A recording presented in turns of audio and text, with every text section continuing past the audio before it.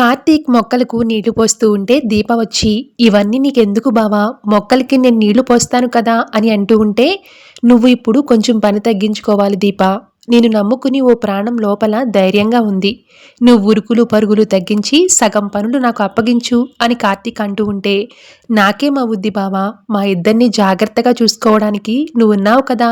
నా మొగుడు బంగారు కొండ, వజ్రాల మూట" అని కార్తీక్ని పట్టుకుని దీప మురిసిపోతూ ఉంటే, "ఎందుకో" అని అడుగుతాడు కార్తీక్. "నా భర్తకి నేనంటే చాలా ఇష్టం" అని దీప అంటూ ఉంటే, "ఇంకా" అని అడుగుతూ ఉంటాడు కార్తీక్. "నన్ను ప్రేమగా చూసుకుంటాడు.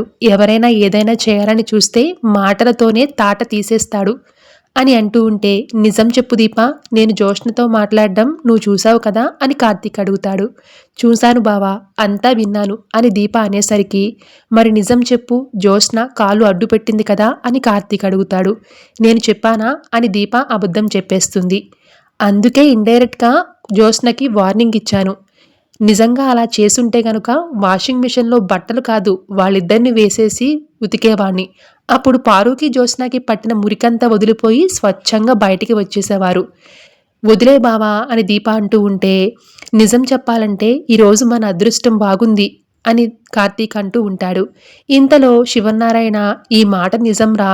అమ్మా దీప, ఇప్పుడు నీకెలాగుంది" అని అడుగుతాడు. నాకేం కాలేదు పెద్దయ్య గారు" అని దీప అంటుంది.